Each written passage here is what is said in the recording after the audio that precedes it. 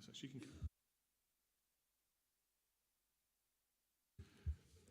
Good morning, everybody. I'd like to welcome you to this meeting. Particularly like to welcome those members of public who are watching this on live stream on the Council's YouTube channel. This Council supports the principles of transparency and encourages filming, recording and taking photographs at its meetings that are open to the public. Members are therefore advised that this meeting may therefore be filmed, recorded or photographed. Today we are meeting at the Burgess Hall at St Ives. This is in order to follow the guidelines we have received from Public Health to manage an indoor meeting of this size during a COVID pandemic. Members are asked to remain in their seats for the entire meeting. At the last meeting, the Council suspended standing orders in relation to section 19.1 from Part 4 Rules of Procedure to enable members to sit while speaking so that their voices could be picked up by the microphone system. I propose that we do the same today. Can I ask members to indicate their support with a show of hands? And I have had a note from our IT support that you need to make sure that your microphone is pointed towards your mouth and not in the air. That's useful. In order to register to speak, you need to raise your hand. You will then be automatically added to my list of speakers. If you have a point of order, you will need to raise your hand and shout chair. I will need the member to indicate the rule of law that he or she considers has been broken, or a personal explanation that may relate to some material part of an earlier speech by the member which may appear to have been misunderstood in the present debate.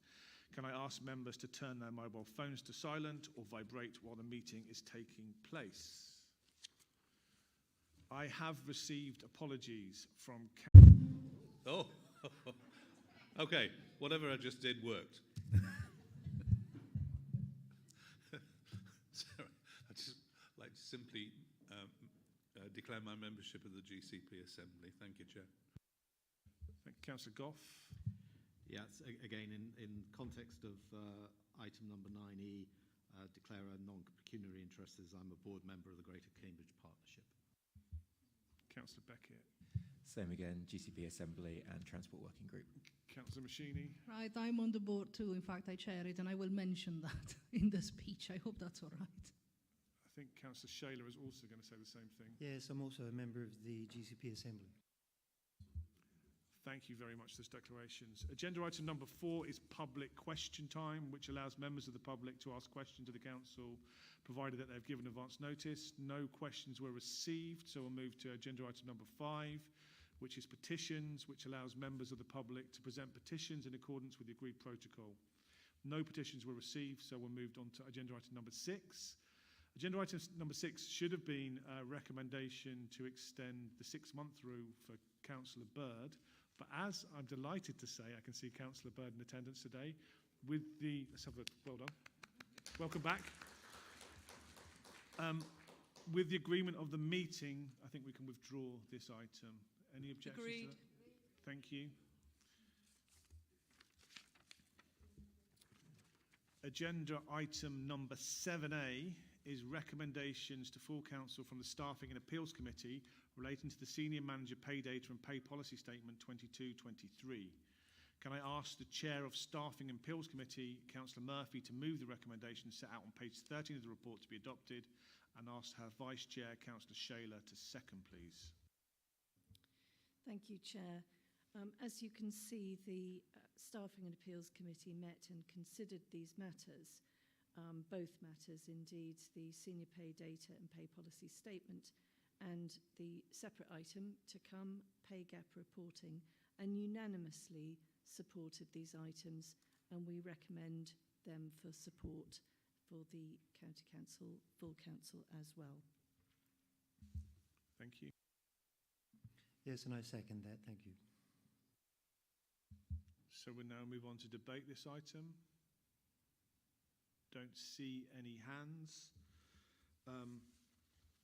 Because there's general consensus to support his recommendations, I think we can take that as carried. Thank you.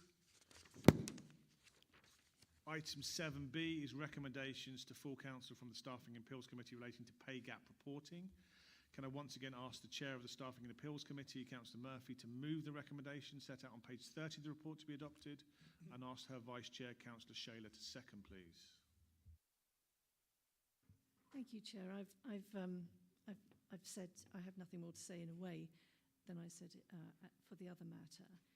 We did consider this. The Staffing and Appeals Committee were unanimous in supporting the work that's been done and are very committed to making further improvements in pay gap reporting, but also the underlying data. That's obviously not strictly within the recommendations, but we unanimously support it, and we ask, please, that the full council support it as well. Yes, absolutely. I second that. And especially about the data, there was quite a lively discussion, and anybody who's interested can look at the records, but I am happy to second that. Thank you. So now we're going to debate the item. Don't see any hands, so unless there's any objections, I think we can say that is carried. Agreed. Agenda item number 8 is proposed revisions to the Council's Constitution from the Constitution Ethics Committee. Can I ask the Chair of the Constitution Ethics Committee, Councillor Kindersley, to move that the recommendation set out in the report on page 38 be adopted, and ask his Vice Chair, Councillor Boulat, to second, please. Thank you, Chairman. Good morning, colleagues. The Constitution and Ethics make any minor or agree any minor or consequential amendments to the Constitution. I understand, Chair, that you will be taking these separately, or at least part 1 separately to part 2 and 3. So with your indulgence, I will just set out the case for the recommendation 1 from the committee. Obviously, this is relating to how this council manages the risk around discussing development, particularly planning development, in council meetings. And you will have noted from your report that the planning officers and indeed legal officers feel that the proposals that were agreed unanimously by the committee would very much strengthen our position, reduce an element of risk, and therefore potential costs. The key part of this is that it is going to be, once incorporated, much easier to demonstrate to all parties that no predetermination has taken place in relation to any planning development, particularly for applications currently awaiting determination by the Council's Planning Committee. It also resolves the potential issue that we have of leaving the Planning Committee, which is delegated to agree or refuse planning applications, in quorate because of the way that training is required. It is also, of course, important that when members are discussing a matter that they have all of the information at their fingertips, and this would not necessarily be the case if Council was discussing a general matter. I mentioned the issue of risk. Of course, members will be aware from their time here that planning appeals are not only extremely expensive, but also officer and time intensive. And of course, the costs are borne by the Council. And officers have expressed concern that the Council should not be placed in a position unnecessarily through concerns around the decision-making process. So, Chair, I think that is all I really need to say. The recommendations are set out at page 41 at 10.3 and seem very straightforward, as indeed the members of the Constitution and Ethics Committee unanimously agreed. Thank you, Chair. Do I have a seconder? Thank you, Chair. I second the recommendations. Okay, so we'll move into the debate now. Councillor Count. Thank you, Chair. I welcome the recommendation to incorporate the Officers' Code of Conduct into our Constitution, which is the second recommendation, as well as the third recommendation, which is a necessary function to allow with dealing with minor changes. However, I cannot in all good conscience support the first recommendation. If you look at page 41 and 42, you can see there are a number of changes incorporated underneath that second that single recommendation, and those are listed as 10.3 A, B, C, D, E and F. And I can agree with A, B, C, D and E, but I cannot support F, which is the recommendation that the chairman was just speaking to. Well, why is that recommendation here and why is it important? Well, the obvious part is easy. As opposed to risk management driving this, which was handled very well at the last county council meeting by the monitoring officer, the simple fact of the matter is the joint administration don't like the type of motions that puts them onto the spot that actually makes them come out and make a decision. Councillor Criswell's motion on the incinerators and Councillor Tierney's motion on the incinerators. Councillor Dupre spoke on behalf of all of you last time that saying you couldn't possibly comment. However, that quite ridiculous argument was soon blown out of the water as a minute later the monitoring officer quite rightly ruled the motion was in order and was open for debate. And this is what you're trying to get rid of, not trying to protect the council and that. And there's a complete overkill going on here. Last meeting was an example of how the current system could work with well thought through wording passed by the monitoring officer, and it can work well when members decide to engage in debate, but it didn't work well that day because you decided not to.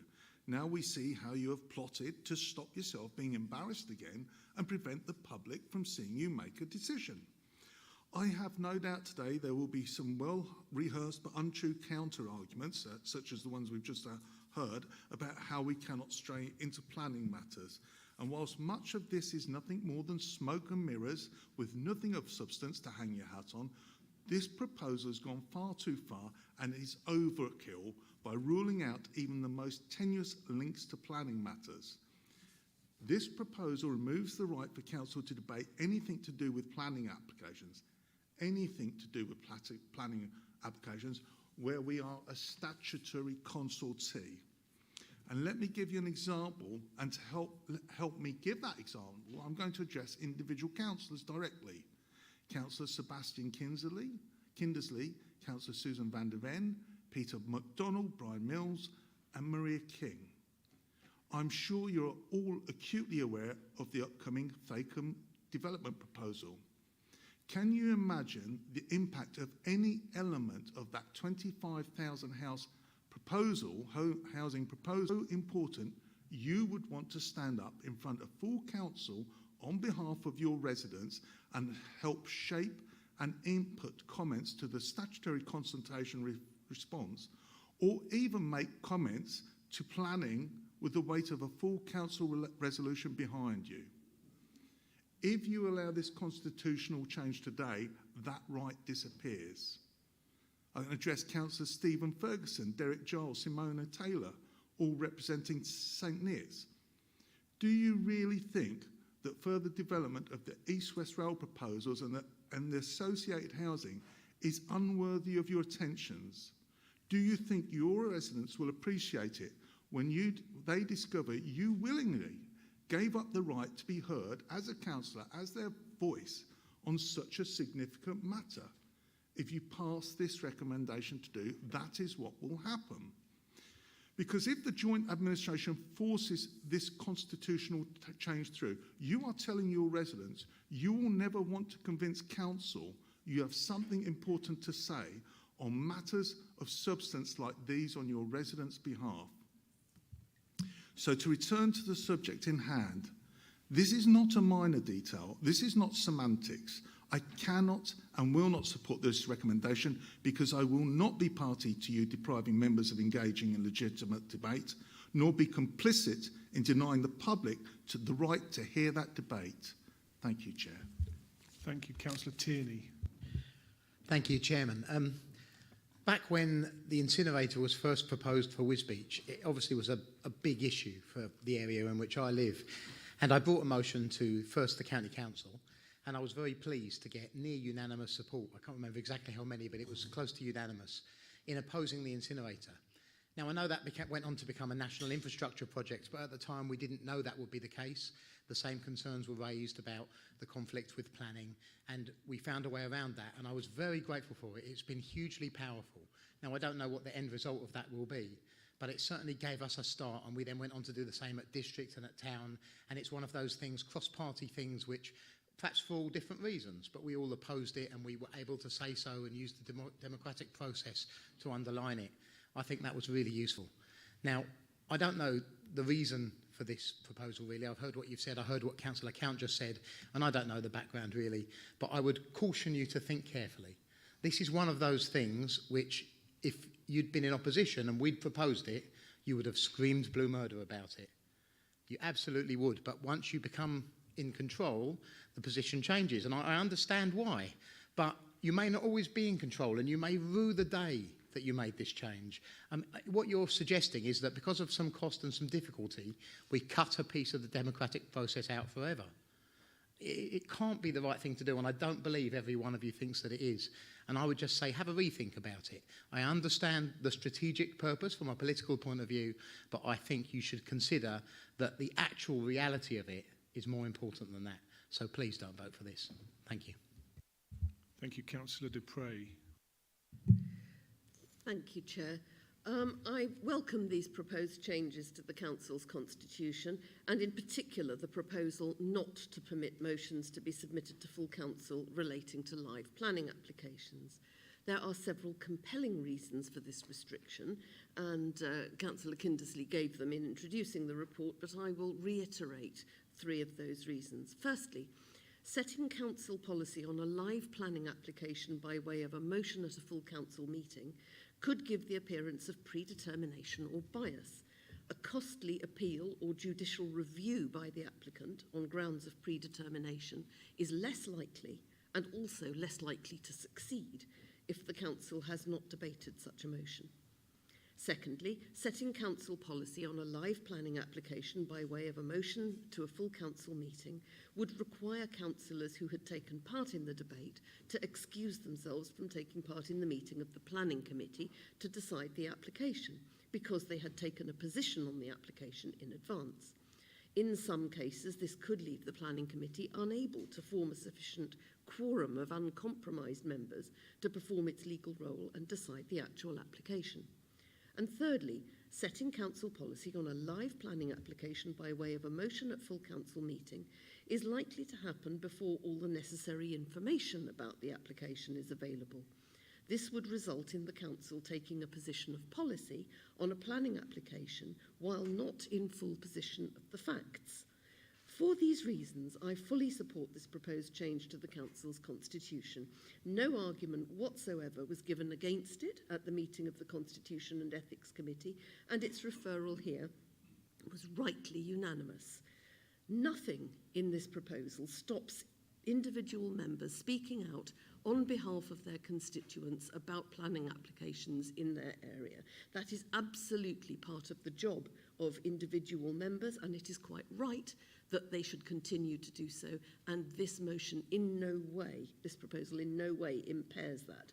What this is about is using full Council to undermine the Planning Committee and make policy on applications without reference to the Planning Committee or to all the facts.